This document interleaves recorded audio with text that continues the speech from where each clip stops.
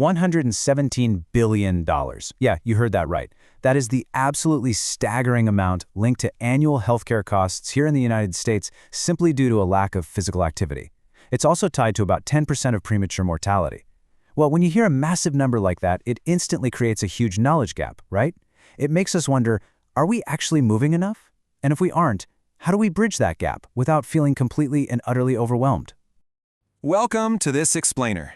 Today, we're taking those massive, frankly intimidating health guidelines and we're boiling them down into a daily habit you can actually stick to.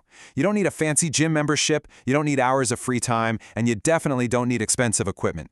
We are going to distill the science of human movement into a highly effective 5 to 10 minute daily masterclass. Here's our roadmap for today. First, why we must move. Second, the 5-minute stretch. Third, home strength training. And finally, building the habit. All right, let's dive straight into part 1, why we must move. So, when we break down the Department of Health and Human Services guidelines from 2018, the recommendations vary beautifully by age. Children and adolescents should aim for 60 minutes a day, but for adults, the target is 150 to 300 minutes of moderate intensity aerobic activity per week, plus 2 days of muscle strengthening. For older adults, there's a big emphasis on multi-component physical activity, meaning integrating balance training right alongside aerobics and strength.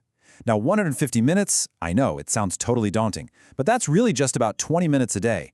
That is literally less time than most of us spend doom scrolling on our phones. And the brilliant update here is that you don't need to do it all at once. Any amount of moderate to vigorous activity counts towards your goal. The secret is simply to sit less and move more. And why are we doing this? Well, the payoff is huge. The benefits vastly outweigh the risks. Regular physical activity helps control weight, drastically reduces the risk of cardiovascular disease and type 2 diabetes, and strengthens your bones. But, it goes way beyond just the physical stuff. It improves your brain health, enhances your sleep, and boosts your overall mood. And here is absolutely crucial point, particularly for older adults. Maintaining muscle mass and bone density improves your balance and coordination. This directly prevents falls, and it significantly lessens the impact if a fall actually does occur. Okay, moving right along to part 2, the 5-minute stretch. Listen, if you sit at a desk all day, the forward fold is basically your body's ultimate reset button. Stand tall, hinge at the hips with a flat back, and just let gravity do the heavy lifting. You'll keep your weight in your heels until you feel a wonderful stretch down the back of your legs. As your arms and head hang heavy toward the ground, I want you to imagine all that built-up tension from your office chair just pouring right out of your lower back, your shoulders, and your hamstrings. Just go as far as your flexibility naturally allows and hold it right there for 30 seconds. To round out those 5 minutes, we really need to counter that screen slouch we all get. The doorway stretch is incredible for this. You just stand at a door frame, place your forearms on each side, and lean forward. You'll feel your chest open up instantly, reversing that hunched posture from staring at our phones all day. Throw in the runner stretch to release tight hip flexors that cause lower back pain, the seated back twist to wake up your spine, and the bound angle stretch to drop the tension in your hips. 30 seconds each, and I promise you'll actually find yourself breathing better.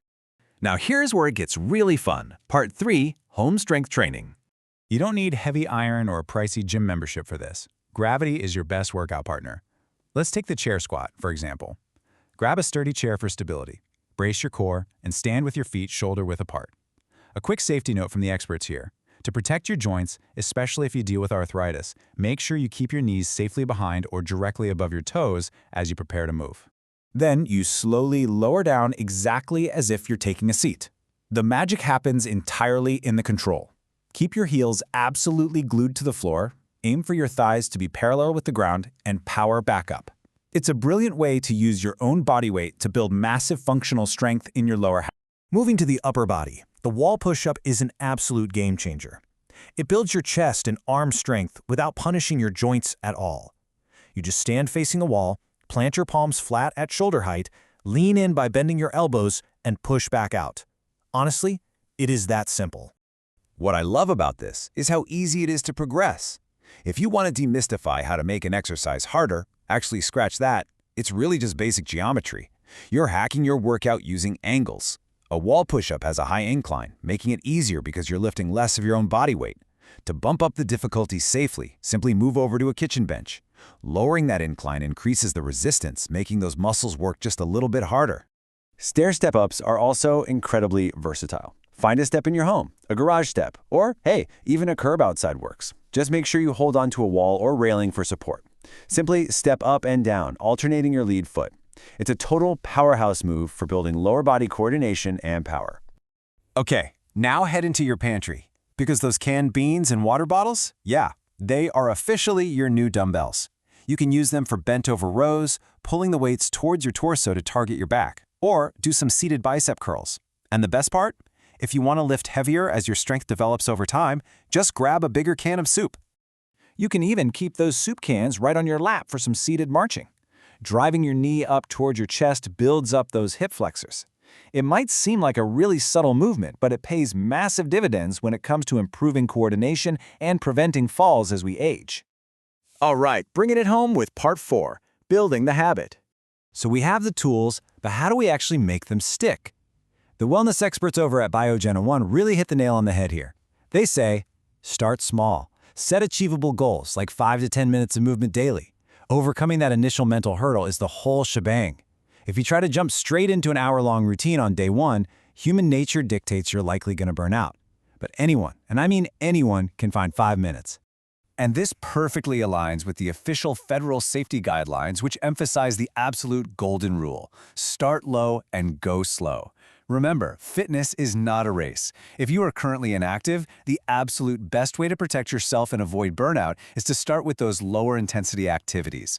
Gradually increase how often and how long you do them so you build confidence and muscle memory without ever risking an injury.